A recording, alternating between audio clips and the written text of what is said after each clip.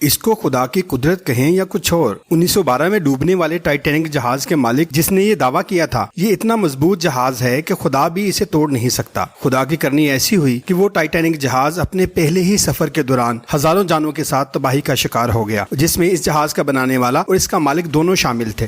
اور حیرانی کی بات یہ ہے کہ اس اوشن گیٹ کے ٹائٹین آبدوز میں بھی اس کا بنانے والا اور اس کا مالک دونوں سوار تھے، اور ٹھیک 111 سال بعد اوشن گیٹ کی ٹائٹین آبدوز بھی اسی جگہ تباہ ہو گئی جہاں برسوں پہلے ٹائٹینک جہاز ڈوبا تھا۔ اس سمرین نے کہاں سے اپنے سفر کا آغاز کیا، کون کون سی اہم شخصیات اس آبدوز میں سوار تھی، اس ڈائیو سے پہلے ٹائٹن میں ایسا کون سا مسئلہ دیکھا گیا، وہ مسئلہ کیا تھا، US، کینیڈا اور فرانس کی سرچ ٹیمیں اس سمرین کا سوراخ لگانے میں کہاں تک کامیاب ہوئی۔ تو آئیے شروع کرتے ہیں۔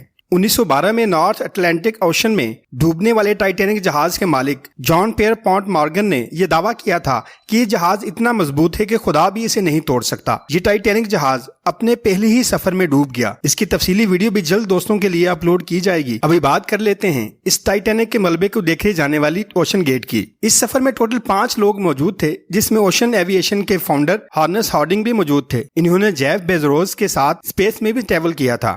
دوسرے نمبر پر اسٹاکٹن روش جو کہ اوشن گیٹ کے CEO بھی تھے۔ تیسرے نمبر پر 77 سالہ پول ہینری تھے، جنہوں نے پہلے بھی کئی بار ٹائٹینک کو وزٹ کیا تھا۔ یہ شپ ریک کے ایکسپرٹ تھے اور ان کو ٹائٹینک کے بکھرے ہوئے پارٹس کی کافی معلومات تھی۔ آخر میں پاکستانی بزنس ٹائکون شہزادہ داؤد اپنے بیٹے سلمان کے ساتھ اس سمرین کا حصہ تھے۔ یہ 5 لوگ مشہور زمانہ ٹائٹینک کا ملبہ دیکھنے جا رہے تھے۔ کہا جاتا ہے کہ سمندر کی گہرائی میں جانا اسپیس سے جانے سے بھی زیادہ مشکل ہے، اور اس کی سب سے بڑی وجہ پانی کا پریشر ہے، جبکہ ٹائٹینک کا ملبہ سمندر کی سطح سے 4000 میٹر یعنی کہ 4 کلومیٹر نیچے موجود تھا۔ اس سمرین نے اپنا سفر کینیڈا کے سینٹ جون پورٹ سے شروع کیا۔ یہ لوکیشن سینٹ جون سے 700 کلومیٹر نارتھ اٹلانٹک اوشن میں واقع ہے۔ 18 جون 2023 میں بروز اتوار کو صبح 8 بجے جب سمرین کا سفر شروع ہوا تو نارملی ٹائٹینک تک پہنچنے میں 2 گھنٹے لگتے ہیں، لیکن 1 گھنٹہ 45 منٹ کے بعد مدر شپ جو کہ سمندر کی سطح پر اوپر انتظار کر رہی تھی، اس کا سمرین سے رابطہ ٹوٹ جاتا ہے۔ اگر 2 گھنٹے ٹائٹینک پہنچنے میں لگتے تھے